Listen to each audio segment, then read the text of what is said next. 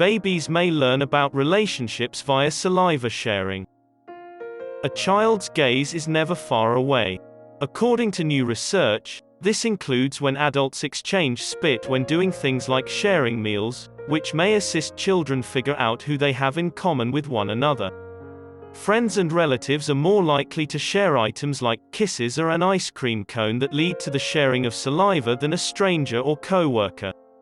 As a consequence, thick relationships, such as those between parents, siblings, extended relatives, or closest friends, might be characterized by intimate behaviors that share saliva, says Ashley Thomas, a developmental psychologist at MIT. A young child's social development is heavily influenced by their environment.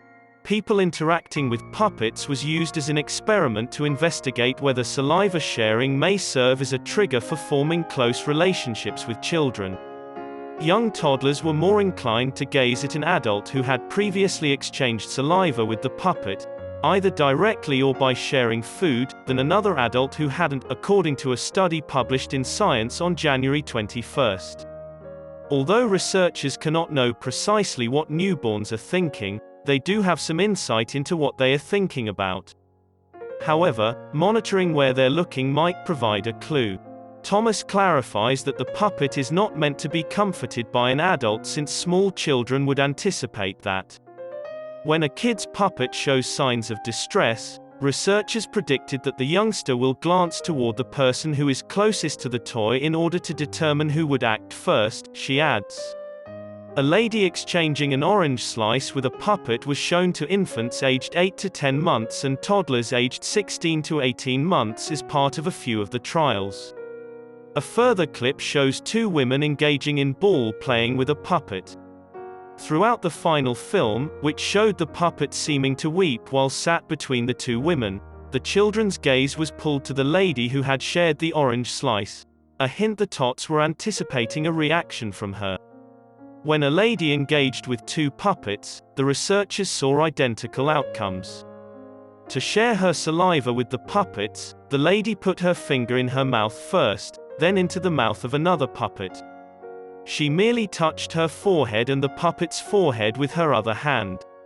Older youngsters, between the ages of 5 and 7, also began to associate saliva sharing as a sign of closeness. A group of kids in that age range thought that persons who shared utensils or bits of food would be related to one another, while those who shared toys or divvied up food might be either friends or family members. It's not apparent how these results apply to children's day-to-day lives. Actresses in future studies might be replaced with family members or instructors in an effort to better understand how babies and toddlers differentiate between various sorts of connections.